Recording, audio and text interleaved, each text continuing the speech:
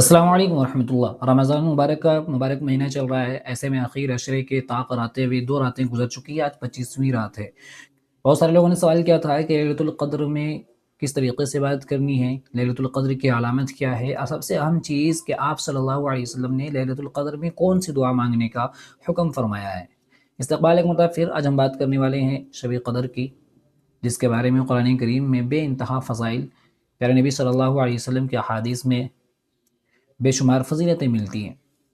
ایسے میں سوال کیا گیا تھا کہ لیلۃ القدر کی علامت کیا ہے، کیسے پہچانیں گے کہ آج لیلۃ القدر ہے؟ کیا بہت سارے لوگوں نے بات کہی تھی کہ 27ویں کو ہی لیلۃ القدر ہوتی ہے، تو جو لوگ یہ کہتے ہیں نا کہ لیلۃ القدر 27ویں شب کو ہوتی ہے، وہ جہالت میں ہیں، ان کی باتیں ہرگز نہ سنا کریں، کیونکہ آپ صلی اللہ علیہ وسلم کی صاف طور پر موجود کیونکہ آپ صلی اللہ علیہ وسلم کی حدیث صاف طور پر موجود ہے کہ شب قدر کو 5 راتوں میں مخفی رکھا گیا ہے، یعنی 21ویں، 23ویں، 25ویں، 27ویں اور 29ویں۔ تو آخر کے ان 5 راتیں جو ہیں طاق راتیں ہیں، ان راتوں کو عبادت میں گزارنا چاہیے، اس کے بے شمار فضیلتیں ہیں۔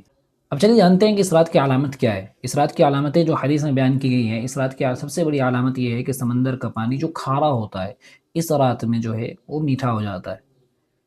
ٹھنڈی ہوائیں چلتی ہیں، موسم نہ بالکل گرم ہوتا ہے اور نہ ہی زیادہ ٹھنڈ ہوتا ہے، آسمان کھلا ہوا ہوتا ہے، اور کچھ اللہ والوں کو حدیث میں اور بعض کتابوں میں بھی یہ چیزیں ملتی ہیں، اور بعض کتابوں میں بھی یہ چیز ملتی ہے کہ کچھ اللہ والوں کو صاف طور پر نظر بھی آتا ہے کہ اس رات میں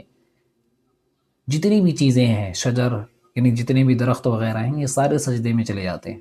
تو یہ علامت ہے، کچھ ضروری علامت جو ہمیں سمجھ میں کچھ ضروری علامت جو ہر انسان اس چیز کو دیکھ سکتا ہے کہ اس رات، جس رات شب قدر ہوتی ہے، اس رات نہ زیادہ گرمی کا موسم ہوگا، نہ زیادہ ٹھنڈی کا موسم ہوگا، سرد ہوائیں چلیں گی، اس سے تکلیف نہیں ہوگی بلکہ سکون ملے گا۔ دوسری چیز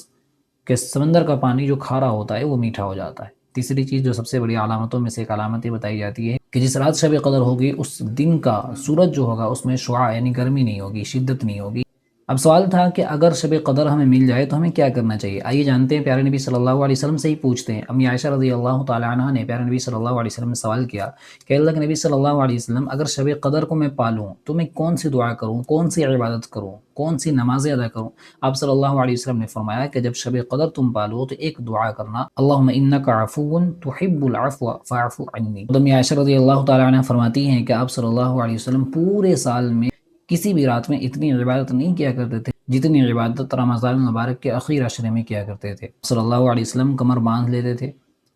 اور اپنے گھر والوں کو بھی عبادت کرنے کے لیے کہا کرتے تھے۔ تیسری چیز شب قدر میں جو سب سے اہم چیز ہے کہ شب قدر میں کیا کوئی خاص نماز ادا کی جاتی ہے؟ تو جواب عرض یہ ہے کہ پیارے نبی صلی اللہ علیہ وسلم سے جو خاص دعا منقول ہے وہ وہی دعا ہے جو میں نے ابھی آپ کو بتلائی، اللہم انک عفو تحب العفو فاعف عنی۔ اس کے علاوہ آپ شب قدر میں نماز جو چاہیں وہ نماز ادا کریں، آپ صلاۃ التسبیح پڑھیں، قرآن کی تلاوت کریں، درود شریف پڑھیں، دعا اذکار کریں، استغفار پڑھیں، طیبہ وغیرہ کا ورد کریں،